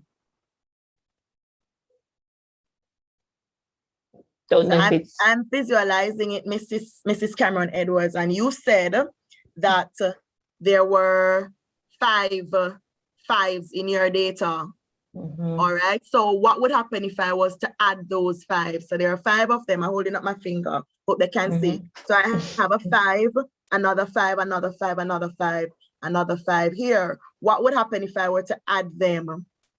5 plus 5 plus 5 plus 5 plus 5. You still get the 20. I would get how much? 20. Yeah, if you add 5, 5, 5. 25, good. So I would get 25. That 20 would actually be telling me the total for those 5 numbers that we have. All right. So let's say in the data, I also had 6 8s. So let me hold up the 6 fingers here now. And each of them were 8. I could go ahead and say 8 plus 8 plus 8 plus 8 plus 8 plus 8, but that would take me some time. But I could now, instead of adding those, I could say 6 8s, and I know that all of these values would add up to 48. So that's what this column that is labeled F multiplied by X, that's what it is giving us. It is giving us some little totals. It's giving us the totals in little chunks. All right? So that's what's happening. Go ahead, Mrs. Edwards. So going back to this now, because it's a group data and we're using the midpoint, so we're coming right back here. So what this means is that the multiplication of 5.5 times 5 gives us a 27.5. All right, and as she says, it's little chunks, little summary we're calculating as we go along. So we're working out all of our f of x until in the final column. So there are 2 totals there I want to point out. We want to point out that the total frequency is 36. And remember, we're looking at what? The mean. And we're looking at the total. Now, adding all those small totals, the total for the f of x column is now 1,128, and we're calculating the mean. So we wanted to make sure that you realize for the group data, once you have the class intervals and you have the midpoint, if you're asked to calculate the mean, the estimated mean, this is how you would get this done. Now, using the same information, we're pressed to time, we're going through the modal class. I'm looking now using the same frequency table. How would I find the modal class for the seedlings using this table? What do you know about the mode?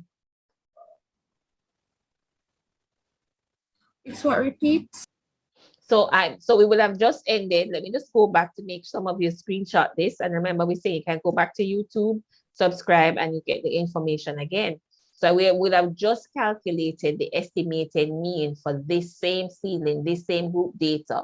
We're now moving to finding the modal class. So we have the frequency table again, the same seedling question. However, we are now trying to answer what is the modal class for the seedlings using this frequency table. And I'm asking again, how do you find the mode? Just for any raw data, what is the mode? The number that I pay the most. Okay, thank you, Right. Kayla. So I have a question. Where on the table do I get the information regarding how often a set of number occurs or a number? The frequency. The frequency. All right. So let's look at our frequency here. What would I be looking for in the frequency column? Miss, I'm seeing 6. What is it? 6, Miss. Ah. I'm glad I asked this Shamar, question. yes, I'm glad you did, because based on your question, it's like I just looked at the table and that's what I saw. And I said, this is what the students are going to see. Yes. Okay. You want So to we continue? need to, Go ahead. yes, Continue. all right. Take it over. Yes. So remember now, guys, remember the frequency tells us how often a number or a set of numbers occur in the data. So I know you may be tempted to think, oh, 6 is appearing so many times. Remember, the 6 in the frequency table is not a part of the data set. It is actually just telling us how many times certain values appear. So if I'm looking for the mode, I need to look in the frequency and identify the largest value there. This would it All be right. 8? Pardon? This would it be 8 because it's the largest value. All right. So when I look at the table, I know that the numbers somewhere between 1 to 10, they only occur 5 times. The numbers from 11 to 20, they occur 6 times. The ones from 21 to 30 occur 6 times. The one from 31 to 40 occur 6 times. But then I saw the ones from 41 to 50, and those occur all of 8 times. All right, so remember now, we have to look to see which the highest number in my frequency column. So rightly said, the highest number is 8. It means that there's a set of number that occur all of 8 times. There is no other set that occurs that many times. So even though you saw the 6 there, it is just saying numbers from 11 to 20 occurred only 6 times. Numbers from 21 to 30, only 6 times those occurred as well. 31 to 40, again, only 6 times. But we have a set of numbers that occurred more than 6 times. We had a set of numbers from 41 to 50 that occurred 8 times. So when I look in my frequency table, I'm saying it again, I'm looking for the highest value. The highest value in And the not the one frequency most column. frequent. All right. So the highest value is 8. And so that will give me an indication of what the modal class would be. Now, because I'm asked about the modal class, I must be given the class interval. I cannot put 8 as my answer. And I'm saying this because these are things I would have seen. We cannot write 8 as our mode or our modal class. All right.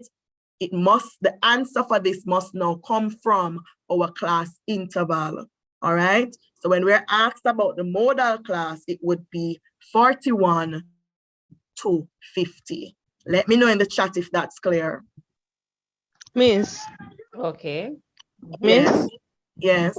Miss, why I choose 8 if I'm from modal? So the word you're misunderstanding, yes, the word, you see, when we're looking at the raw data, we say that the one that is most often or the one that occurs the most. But I think because you're looking at the word most often, no, because you're seeing 6 3 times, that does not speak to the highest, the most frequent interval. So I think you're misunderstanding the 6 and the highest frequency. Because right away when I saw the question, I said, you know, the students are going to see this as 6, and this is how a student would be thrown off. Mrs. Mundell Thomas just pointed out to say that in the interval 11 to 20, there are 6 numbers there in the interval 21 to 36, 31 to 46. However, the one that have the most value, the highest frequency, is in the interval 41 to 50. So Because remember, in other words, Mrs. Edwards, if we had these numbers, if we were to look at the raw data, right? Or if we had them in some little circles for argument's sake, and we want to see which circle had the most numbers in there, we would have a circle that have only 5 numbers. We'd have another circle with 6 numbers. We'd have another group with only 6 numbers there. We'd have another group with only 6 numbers. But then there would be this other group that have all of how many? 8 numbers there. So that's the group I would have to select, the group that has the most numbers in it. All right, and that would be the group 41 to 50 because it has 8 numbers in it. I hope that answered the question. All right. All right, beautiful. And I'm really loving the fact that this came out, because a lot of times students will look at, oh, it's the mode, so they jump with 6 when the question wasn't asking for the mode.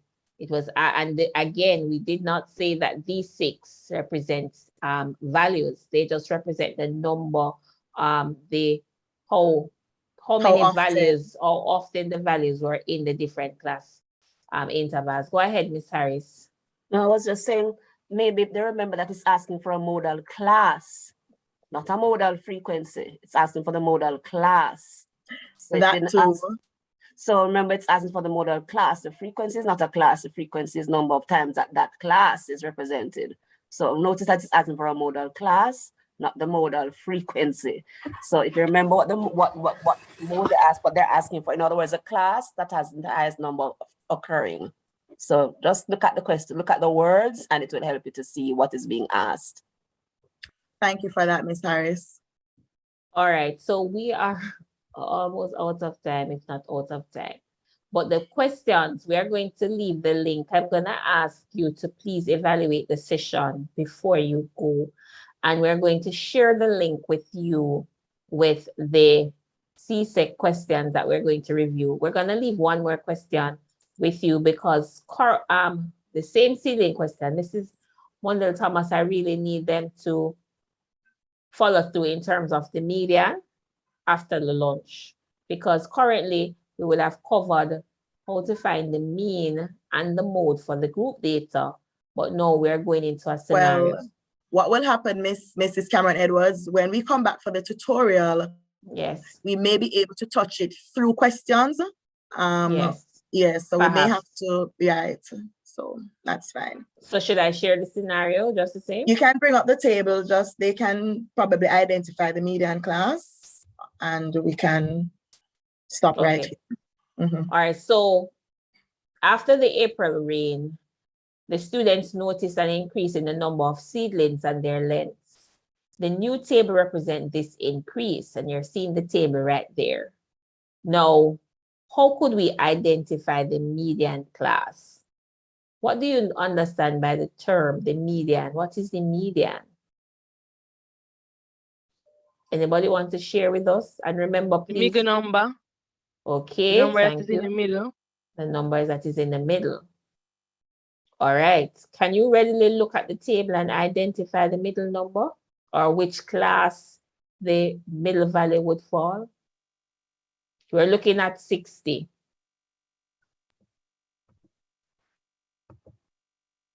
So the halfway mark would be where? Anybody want to just look at the table and see where the middle value would be if we were ordering this number? It's a 2 number in the middle. Okay. But which interval, which class interval would this fall in?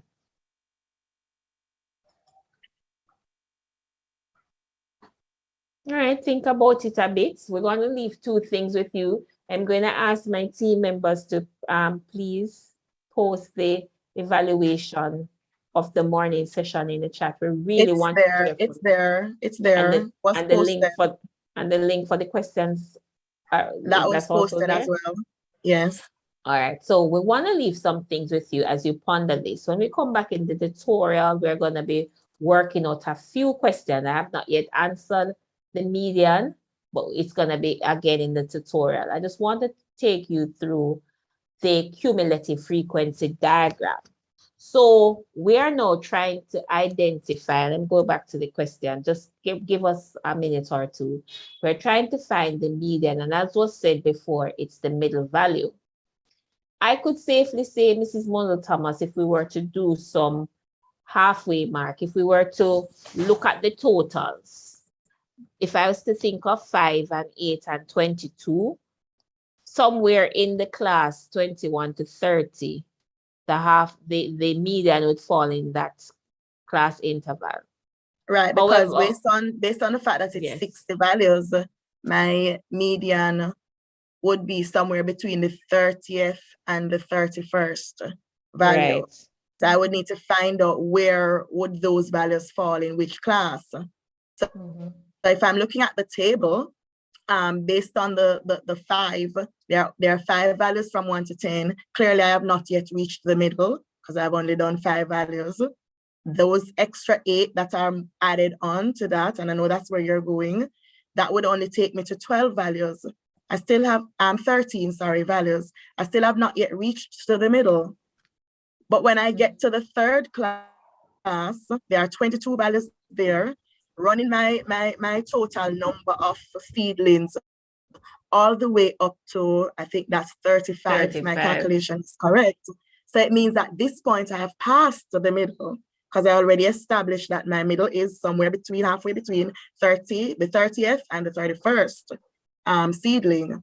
And so that is an indication to me that my median is somewhere in that set of values, somewhere between 21 to 30, but I can't say exactly where without a diagram. So exactly.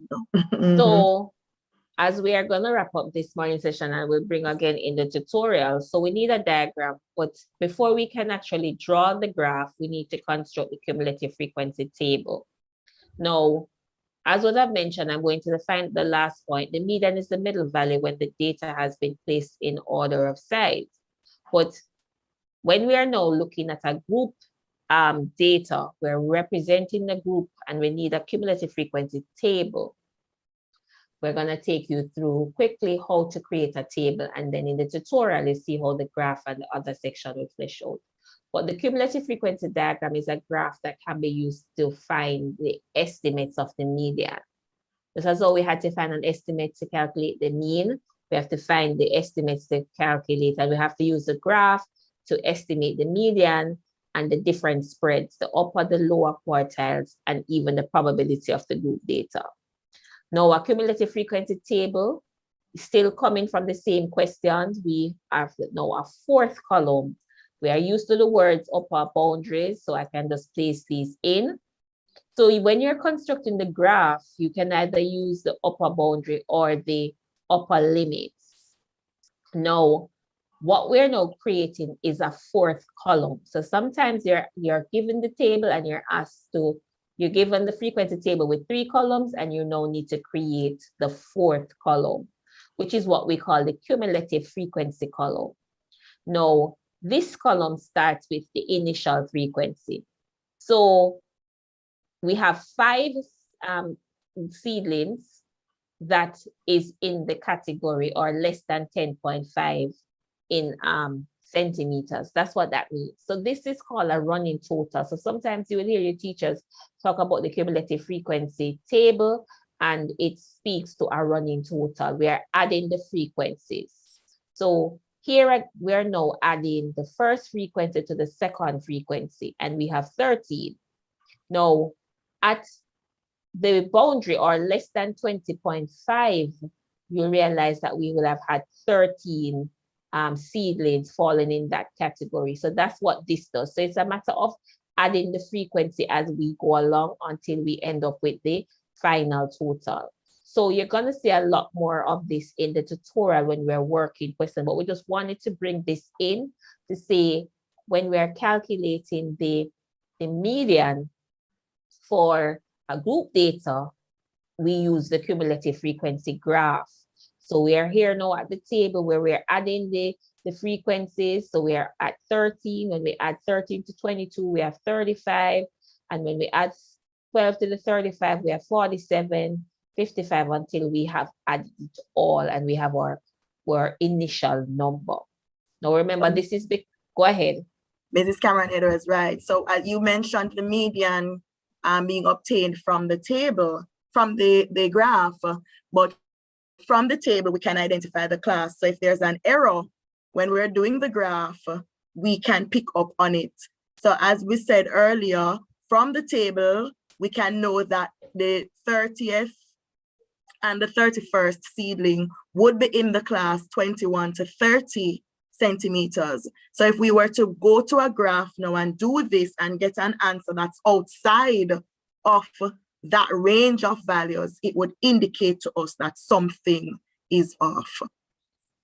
Yes, thank you for that. And then just to quickly, we said that we could have used our limits as well to see not only the boundaries, but the upper limits, but to just show you what this graph looks like. And yesterday, in our session yesterday, we focused on the coordinate geometry, and you saw how nicely how Miss Harris and Mrs.